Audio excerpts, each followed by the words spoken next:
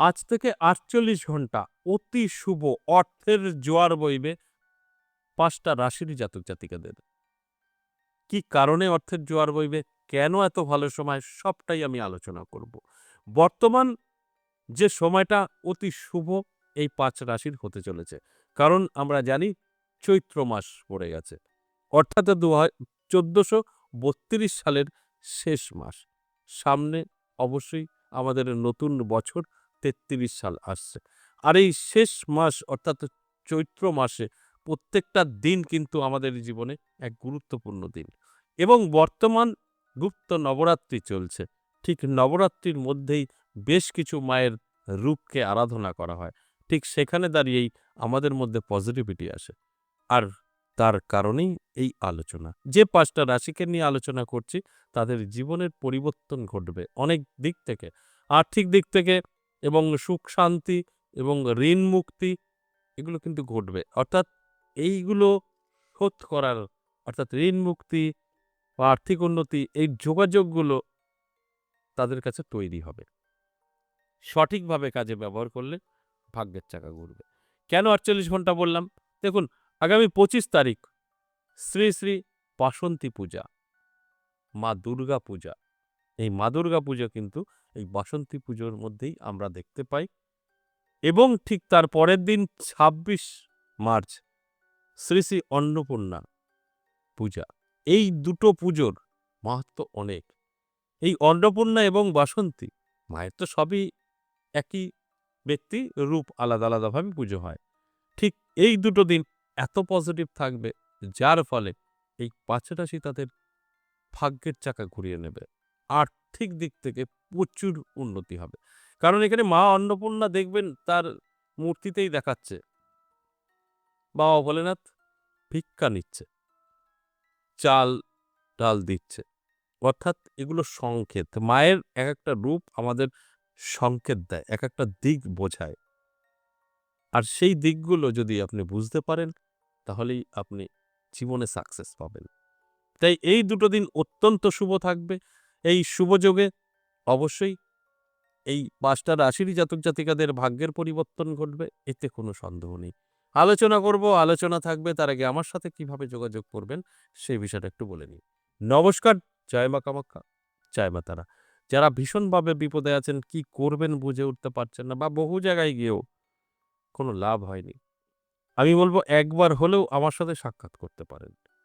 কিভাবে সাক্ষাৎ করবেন? আমাকে দুটো জায়গায় পাবেন। তারাপীঠ এবং আমার নিজের মন্দির ১০ মহাবিদ্যা কালীবাড়ি। ১০ মহাবিদ্যা কালীবাড়িতে আপনি পাবেন সপ্তাহে ৩ দিন সোমবার, মঙ্গলবার, বুধবার। তারাপীঠ ইংরেজি মাসের শুরু এবং শেষ। তারাপীঠের ক্ষেত্রে দেখবেন তারাপীঠ বুকিং নাম্বার বলে একটি নাম্বার দেওয়া আছে। ওই নাম্বারটাকে সেভ করে রাখুন, কল করুন। আর ১০ মহাবিদ্যা কালীবাড়ি আসতে গেলে 62 একটি নাম্বার আছে। ওই 62 নাম্বারে অবশ্যই কল করুন। কল করে আপনি নামটা লিখে দিন। যদি মনে হয় আপনার প্রয়োজন আছে তো। আবার আপনি বলতেও পারেন যে, "আমি তো অনেক দূরে থাকি, সম্ভব না। আমি আসতে পারব না। তারাপীঠ বা ১০ মহাবিদ্যা কালীবাড়ি নদীয়া আমার জন্য অনেক দূর।" অনেক, অনেক কথা এরকম বলে। সেক্ষেত্রে বলি অনলাইন চালু আছে, আপনি অনলাইন কথা বলতে পারেন। আপনি যত দূরে থাকেন না কেন, যদি প্রয়োজন থাকে সাক্ষাৎ আপনার সাথে আমার হবে। অনলাইন হোক বা অফলাইন হোক। প্রয়োজন আছে কিনা সেটা হচ্ছে মেইন বিষয়। আপনার প্রয়োজন থাকলে আপনার সাথে আমার সাক্ষাৎ হবে। এতে কোনো সন্দেহ নেই। সেক্ষেত্রে সেক্ষেত্রেও কিন্তু আপনাকে ওই 62 নাম্বারে যোগাযোগ করতে হবে। কথা বলবেন, বিস্তারিত জানবেন, বুঝবেন, তারপরে নামটা লিখে দেবেন। আপনি বাড়িতে বসে আমার সঙ্গে সাক্ষাৎ করতে পারবেন। যদি আপনার প্রয়োজন থাকে তো। আশা করি বুঝতে পেরেছেন। এবার আমার এই ১০ মহাবিদ্যা কালীবাড়ি আসার আমি পথনির্দেশ বলে রাখি। অনেকেই ফোনে পাচ্ছেন না, বুঝতে পারছেন না, চলে আসবেন সরাসরি। বর্তমান যা পরিস্থিতি, আপনি স্টেশনে নেমে গেলেই আমার মন্দির পৌঁছে যাবেন। আপনি কৃষ্ণনগর লোকাল ধরবেন। যেকোনো জায়গা থেকে আসবেন কৃষ্ণনগর লোকাল। কারণ এটা কৃষ্ণনগর লাইনেই পড়ে। আমাদের লাইন তো একেকটা আলাদা, আলাদা।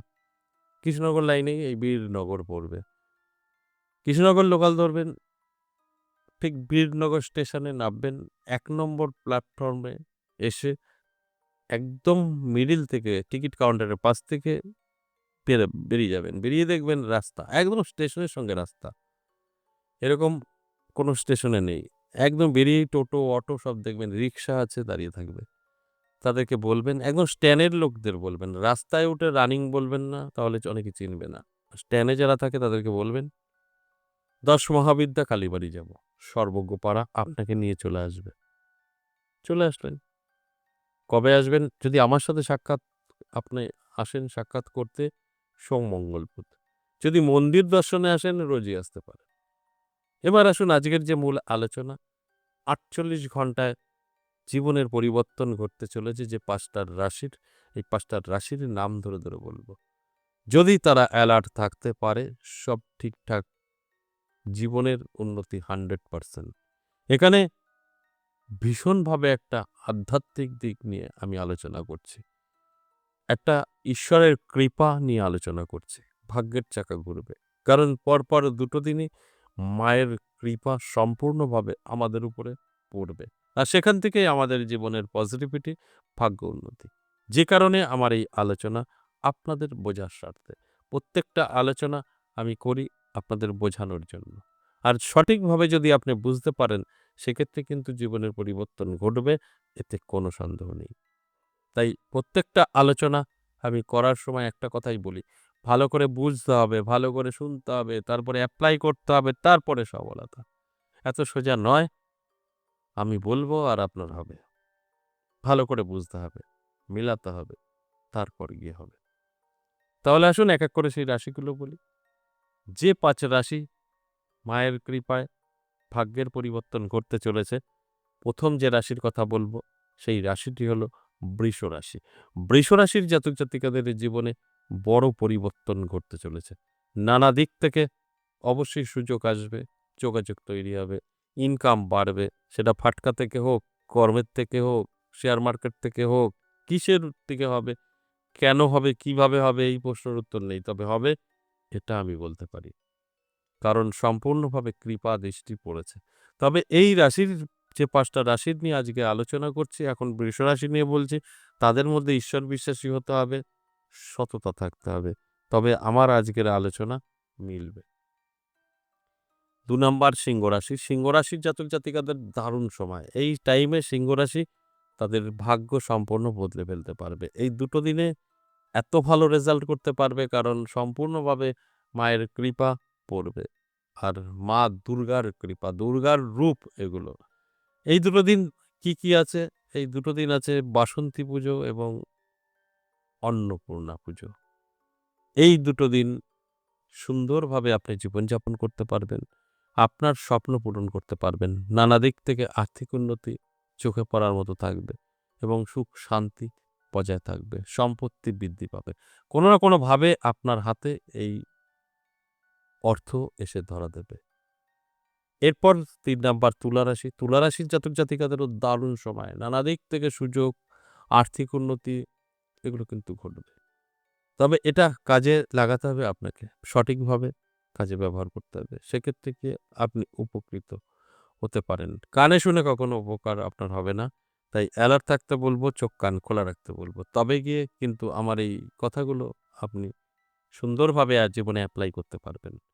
৪ নাম্বার বৃশ্চিক রাশি। বৃশ্চিক রাশির জাতক জাতিকাদেরও কিন্তু যথেষ্ট ভালো সময়।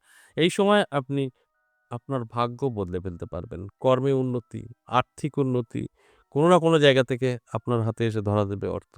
আর সেটাই আপনার ভাগ্যের পরিবর্তন ঘটাতে যথেষ্ট সক্ষম। তাই অ্যালার্ট থাকুন, চোখ কান খোলা রাখুন। আমি যে কথাগুলো বলছি সম্পূর্ণভাবে আপনি মিলিয়ে নিতে পারবেন। সর্বশেষ ৫ নাম্বার মীন রাশি। মীন রাশির জাতক জাতিকাদেরও কিন্তু যথেষ্ট ভালো সময় থাকছে। এই ৪৮ ঘন্টা আপনি আপনার স্বপ্নকে পূরণ করতে পারবেন। নানা দিক থেকে যে যোগাযোগ এবং সুযোগ আসবে, আপনার ভাগ্য বদলে দেবে। এই আলোচনা সম্পূর্ণভাবে কিন্তু এভারেজ এবং সর্বজনীন। যাদের মধ্যে সততা আছে, যারা ঈশ্বর বিশ্বাসী, তাদের সাথে মিলবে।